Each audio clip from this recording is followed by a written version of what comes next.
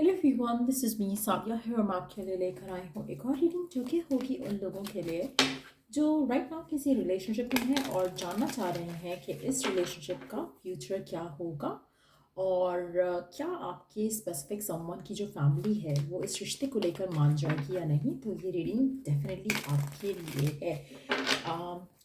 Just be mindful कि ये एक जनरल रीडिंग है। पिक whatever resonates और अगर आपको पर्सनलाइज रीडिंग लेनी है तो रीच आउट कर सकते हो। ईमेल आईडी डिस्क्रिप्शन बॉक्स में गिवन है। सो क्या होगा इस रिलेशनशिप में आगे और क्या फ्यूचर है और क्या आपके स्पेसिफिक समवन की फैमिली इस रिश्ते को लेकर मान जाएगी या नहीं। Let's see.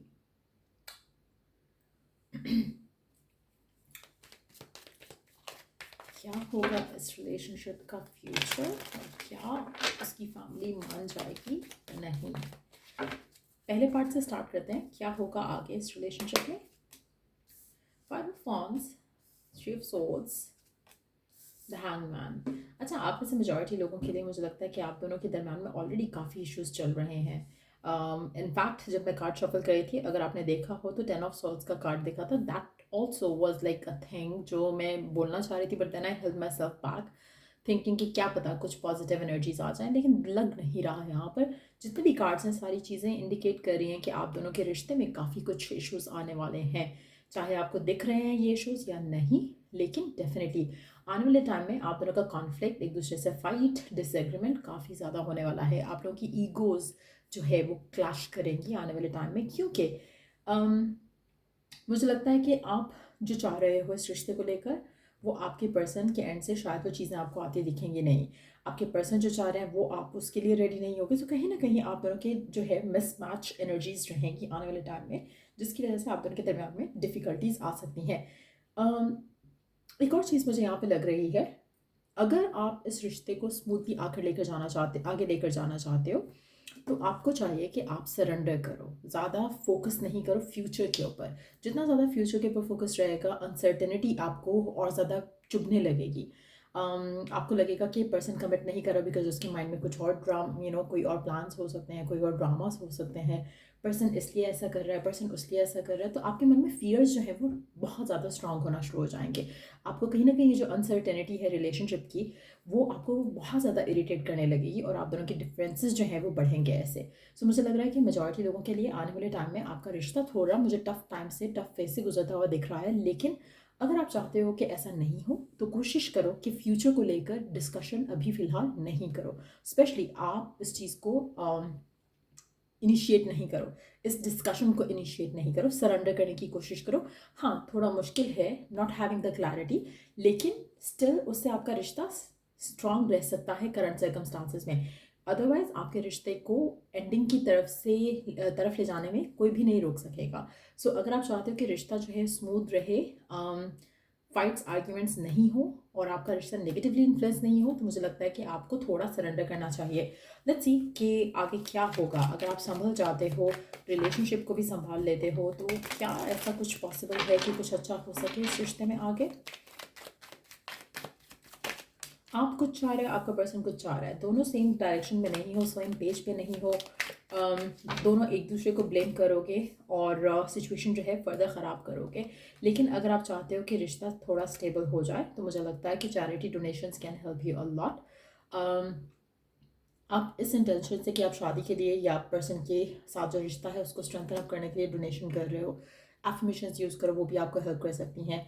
चैरिटी डोनेशन करते रहो, वो आपको काफ़ी ज़्यादा हेल्प कर सकती है। अपने साथ और पर्सन के साथ भी जनरस रहो, पोलाइट रहो, वो भी आपके रिश्ते को स्ट्रेंथन अप रख सकता है। लेकिन अगर आप फाइट आर्ग्यूमेंट करते हो, एक दूसरे को बिला वजह का आप हर्ट करोगे, एक दूसरे को बिला वजह की ऐसी बातें करोगे जो you don't even mean saying to each other, तो वो आपके रिश्ते के अंदर इश्यूज़ क्रिएट कर सकता है। सो अगर आप चाहते हो कि ऐसे इश्यूज़ नहीं हो, स्मूथली रिलेशनशिप आगे जाए, तो अपना एटीट्यूड पॉजिटिव रखो और ये जो थर्ड पार्टी सिनेरियोज आप ले आते हो माइंड में या डाउट्स और फियर्स ले आते हो, उससे बचाओ अपने आप को, क्योंकि अगर आप उसको नहीं ख़त्म करते हो तो आपका रिलेशनशिप ख़त्म हो सकता है।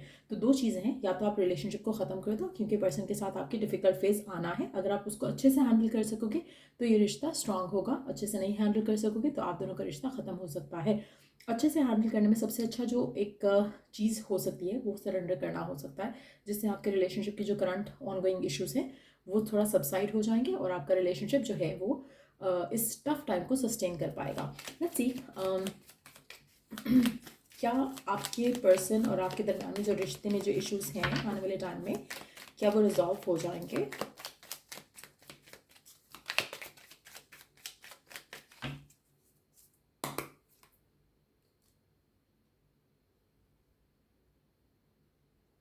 आपका पर्सन बहुत लॉजिकल होकर बात करेगा आपसे, और अगर आप सिर्फ और सिर्फ दिल की सुनोगे, दिल की मानोगे, दिल की करना चाहोगे तो आपकी डिफ़िकल्टीज़ जो है वो बढ़ सकती हैं।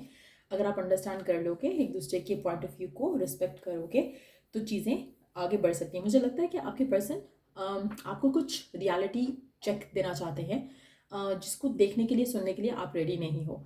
आपका पर्सन, मुझे लगता है कि कुछ है उनके मन में, कुछ प्लान्स हैं how to handle this situation, लेकिन आप उस प्लान के साथ एग्री नहीं कर रहे हो। आप कहीं ना कहीं उन पर ट्रस्ट नहीं कर रहे हो। अगर आप उनके ऊपर ट्रस्ट करोगे, फेथ रखोगे ना अपने कनेक्शन के ऊपर, तो आपका कनेक्शन स्ट्रांगली उस जगह जाएगा जहाँ पर आप लेकर जाना चाहते हो। अगर फाइट और डिसएग्रीमेंट करते रहोगे, बिला वजह का किच करोगे रिलेशनशिप में फ्यूचर को लेकर, तो आपका रिश्ता ख़राब होगा, वीक होगा। मुझे लगता है कि टू बी ऑनेस्ट आपके पर्सन की इंटेंशन है इस रिश्ते को आगे लेकर जाने की, लेकिन अगर आप डगमगाओगे, खुद फेयरफुल होगे, नेगेटिव थॉट्स रखोगे, स्ट्रेस आउट होगे, पर्सन को भी इरिटेट करोगे, तो आपका रिलेशनशिप जो है वो मैनिपुलेटेड हो जाएगा नेगेटिव थॉट्स की वजह से।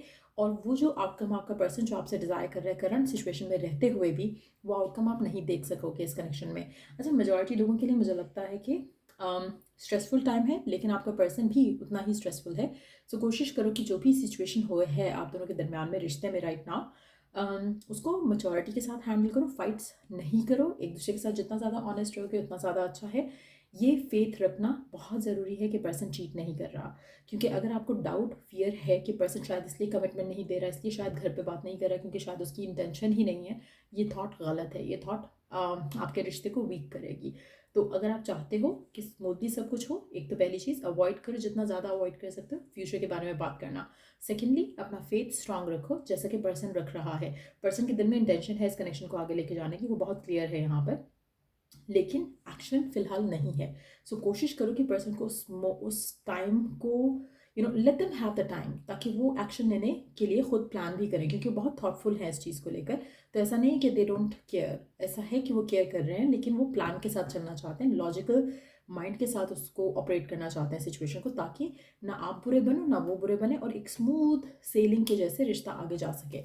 सो मेजॉरिटी लोगों के लिए मुझे लगता है कि आप में से कुछ लोगों का जो पार्टनर है, पार्टनर की फैमिली से कोई एक पर्सन शायद इस रिश्ते के अगेंस्ट है, जो कि जिसको मनाना बहुत ज़रूरी है। वो भी इम्पॉर्टेंट है पर्सन इनके लिए, और आप भी इम्पॉर्टेंट हो। सो कोशिश करो कि आप पेशेंस रखो और let this person get you the breakthrough, जिससे आपका रिश्ता स्मूथली आगे जा सकता है। मेजॉरिटी लोगों के लिए आपका पर्सन सक्सेसफुल हो जाएगा अपनी फैमिली को मनाने के लिए, लेकिन थोड़ा सब्र आपको करना पड़ेगा, थोड़ा पॉजिटिव रहना पड़ेगा। मेजॉरिटी लोगों के लिए मुझे लगता है कि आपके पर्सन अपनी फैमिली को जानते हैं, वो जानते हैं कि किस तरह से वो बात करेंगे रिश्ते को लेकर, तो वो हैंडल कर पाएंगे। सो कोशिश करो कि you don't pressurise them. Let me take a card just to ask कि आपको क्या टेंशन है, आप क्यों स्ट्रेस आउट हो रहे हो फ्यूचर को लेकर। Let's see what is that. आप क्यों घबराते हो, क्यों डरते हो, क्यों फेयरफुल होते हो। आपको लगता है कि पर्सन शायद करेजियस इनफ नहीं होगा कि वो एक्शन ले सके, लेकिन ऐसा नहीं है। पर्सन स्टैंड लेगा, जब टाइम आएगा तो वो डेफिनेटली स्टैंड लेगा, तो आपको वरिड होने की ज़रूरत नहीं है। आप में से कुछ लोगों के लिए आपको लगता है कि शायद वो किसी और को ना चूज़ कर ले फैमिली के प्रेशर में आके या अपनी चॉइस से, तो वो भी आपको एक चीज़ जो है फेयरफुल करती है। कहीं ना कहीं आप में से कुछ लोगों के लिए आपको ये भी लगता है कि फैमिली बहुत डोमिनेंट है पर्सन के ऊपर, मैनिपुलेट करती है फैमिली उसको।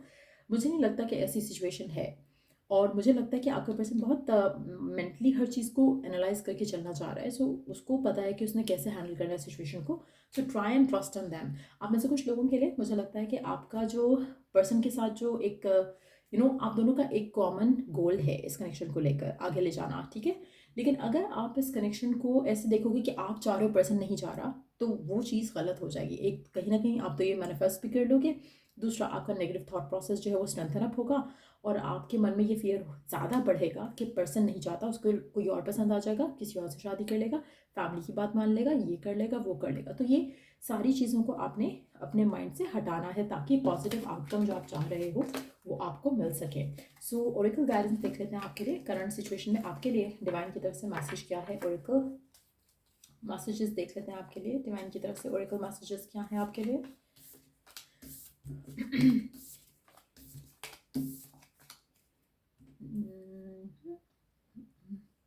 एक सेकेंड।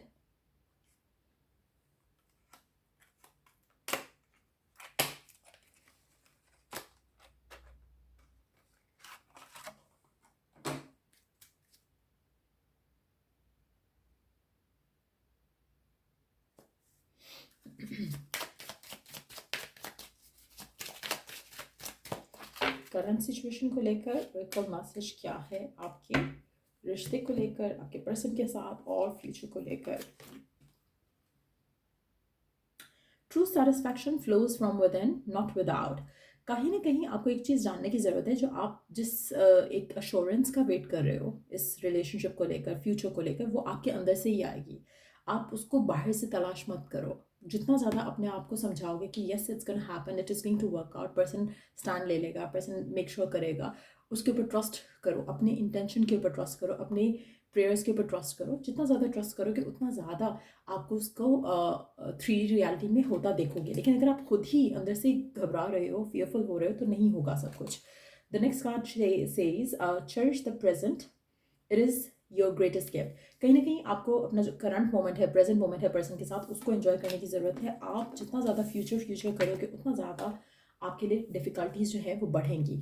सो ये थी रीडिंग आप लोगों की। अगर आपको इस रीडिंग से हेल्प मिला हो, गाइडेंस मिली हो, तो लाइक, शेयर और सब्सक्राइब ज़रूर किया करो। और अगर आपको पर्सनलाइज रीडिंग लेनी है तो रीच आउट कर सकते हैं। I also do offer palm readings. अगर आप पाम रीडिंग्स में भी इंटरेस्टेड हो तो उसके लिए भी रीच आउट कर सकते हो। Till I do the next read, take care, bye.